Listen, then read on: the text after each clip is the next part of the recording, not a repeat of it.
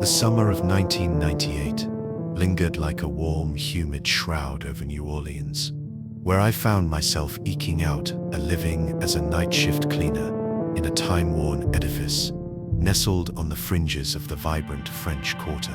The Beaumont House, as it was named in homage to a long-forgotten owner, stood as a crumbling testament to the grandeur of the 1800s. Its once majestic facade was now marred by peeling paint and ivy that clawed at the weathered bricks, while the faint scent of mildew hung in the air like a ghostly serenade, transforming this relic into a mishmash of offices and storage for an antique dealership.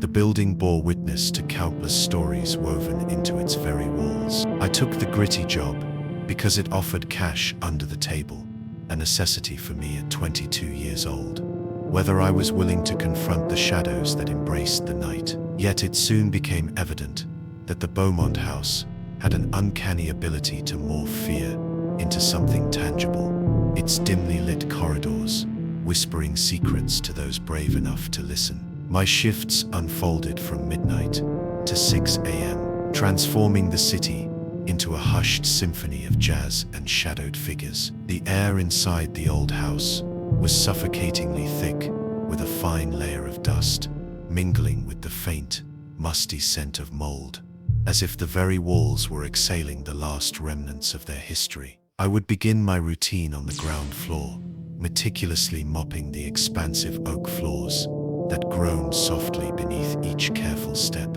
their age imbued within the creaks, reminiscent of the countless stories and footsteps that had traversed them over the past century. The owners had cautioned me about the scurrying rats in the basement, yet they failed to mention the other, more unsettling things that stirred in the shadows after hours, awakening in the stillness of the night. That night, an unsettling air lingered from the very beginning. Outside, a tempest was gathering, the kind that sends the Mississippi River surging angrily and causes the wind to howl with the mournful wail of a grieving widow. I slipped through the back door, the heavy wooden frame creaking softly as I entered, my flashlight beam piercing the oppressive gloom. The power was notoriously unreliable, its flickering fluorescence casting eerie shadows that danced across the walls, forcing me to rely on my dependable beam of light. As I meticulously wiped down the dusty display cases,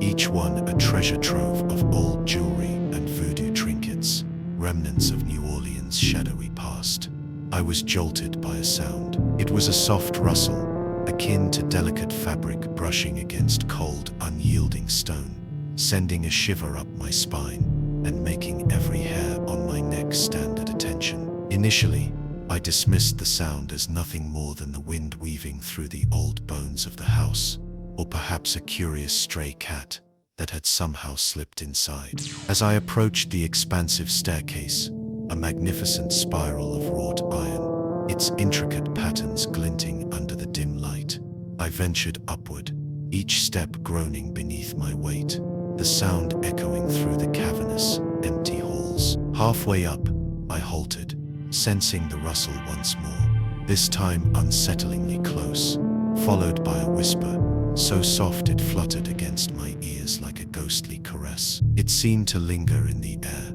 a woman's voice, delicate and haunting, murmuring in a melodic blend that sounded like French or Creole, though the words eluded my grasp. My heart quickened, pounding against my chest, as I tried to dismiss the sensation as mere imagination. It was just the house settling, I reassured myself, as the old-timers had often said, but the chill that ran down my spine suggested otherwise. By 2 a.m., I found myself in the dimly lit confines of the second-floor offices, where dust motes danced lazily in the faint glow of my flashlight. Shelves sagged under the weight of time, crammed with yellowed ledgers that whispered secrets of the past, and faded photographs that seemed to yearn for recognition. One image in particular seized my attention, a sepia-toned portrait of a woman in an exquisitely high-colored dress, her eyes striking and unnervingly intense,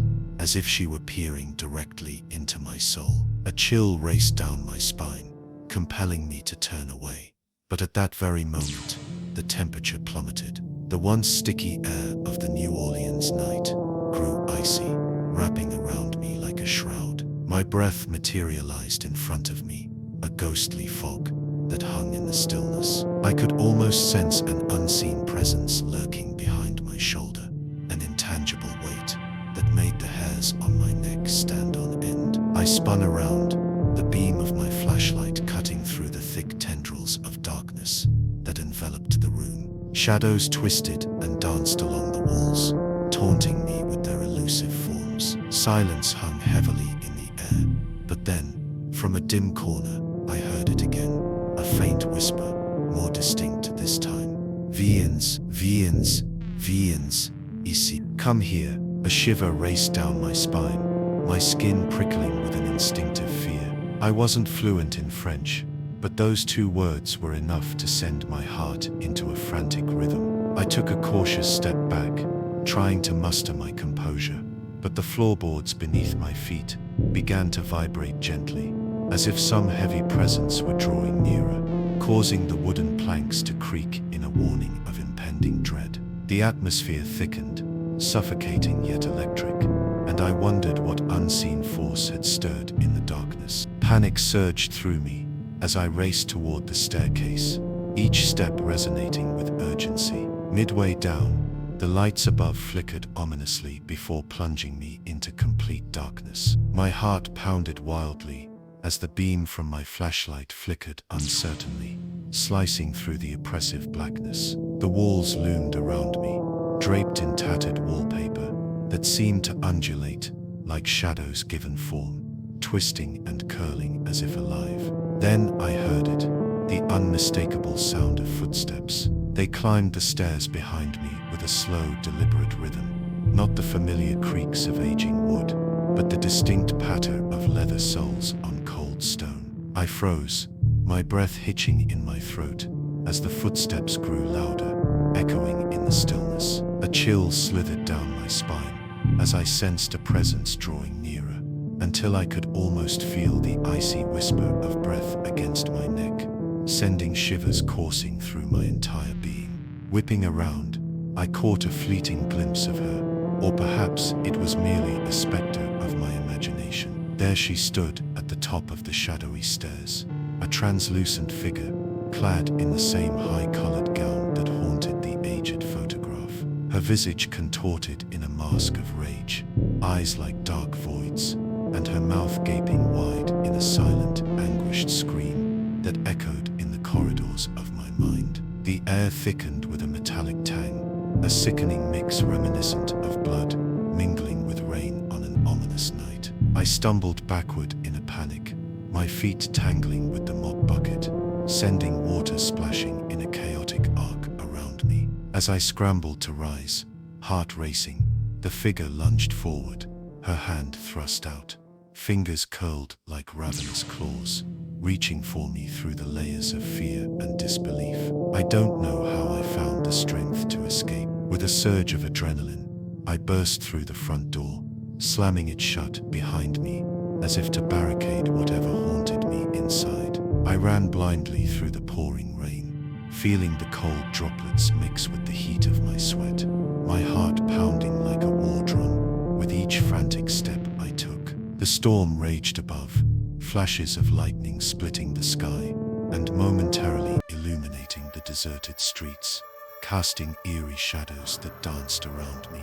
It was as if something sinister was still pursuing me, lurking just out of sight. The next day, when I finally mustered the courage to call the police, they arrived only to find the remnants of an old, dilapidated building with a leaky roof and peeling paint, a forgotten husk of its former self. Their indifference was suffocating.